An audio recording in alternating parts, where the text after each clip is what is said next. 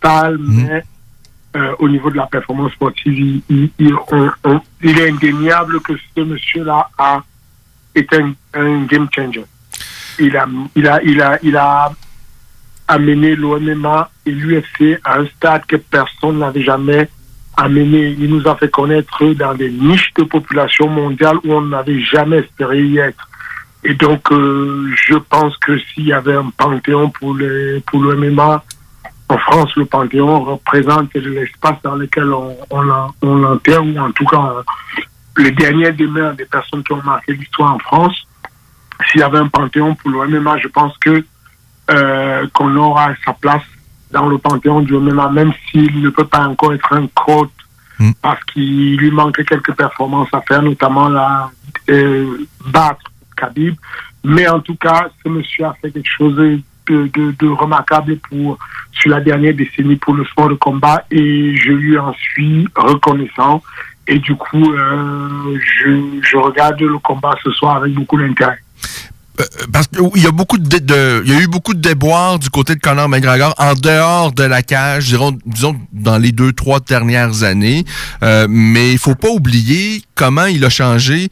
Oui, l'aspect business de la game, ça c'est indéniable. Il a complètement changé l'image. Il est allé chercher un public différent également. Ça c'est indéniable. L'aspect business, Conor McGregor, son apport, elle est quasiment pas calculable. Elle est un peu quand même parce qu'on sait qu'il va chercher beaucoup d'argent, mais même l'aspect sportif, il a amené quelque chose dans la cage. Comment il contrôle la distance. Il faut pas oublier que ce gars-là a joué avec Eddie Alvarez pour aller chercher le titre des poids légers. Eddie Alvarez, c'est pas le dernier des venus.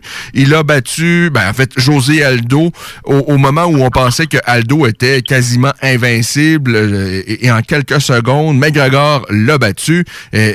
Donc, les 2 ceintures qu'il est allé chercher, McGregor, il les a pas volées. Il est allé les chercher. Il a fait de très, très belles choses dans la cage et il est encore relativement... il est encore jeune. Il y a encore de belles choses qui peuvent s'ouvrir à lui s'il est capable, évidemment, de mettre de côté sa vie à l'extérieur de la cage, là, qui, dans les dernières années, semble avoir été un petit peu tumultueuse. C'est ça. C'est exactement ça. Je pense que le combat de ce soir va déterminer la suite de sa carrière. Il est 30 ans, 31 ans, il est tout neuf encore. Il est jeune, il a le temps de faire de nouvelles choses, de continuer une carrière immense.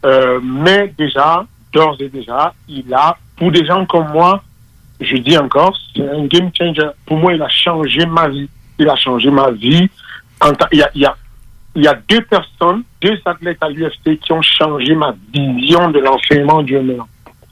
Parce que drastiquement, il y a Joanna Jędrzejczyk et il y a Conor McGregor. Okay. Joanna Jędrzejczyk, beaucoup plus pour son attitude à pouvoir... alors, les 2 ont un point commun, c'est la masterisation de l'interdistance qui les sépare de leur adversaire. La capacité d'avoir un compas dans l'œil qui leur dit à tout moment, quelle que soit la situation du combat, quelle que soit la nervosité du combat, à quel niveau est situé l'adversaire. C'est-à-dire qu'à tout moment, sauf sur les mauvais combats où il ne se présente pas comme celui contre Khabib, quel que soit le moment du combat, Conor McGregor a toujours l'idée de la présence dans l'espace et dans le temps où il se situe. À tout moment, quand l'adversaire fait un pas de plus, McGregor fait un pas de moins. Quand l'adversaire recule d'un pas, McGregor avance d'un pas. Il maintient cette interdistance qui fait qu'il peut frapper sans être frappé, il peut frapper sans être touché pour la lutte, et en tout cas, il se met à une distance, même des fois où il joue avec le feu. C'est-à-dire qu'on parle d'Eddie Alvarez, il a reculé pour aspirer Eddie Alvarez, il a touché Eddie Alvarez, mais ce n'était pas assez puissant.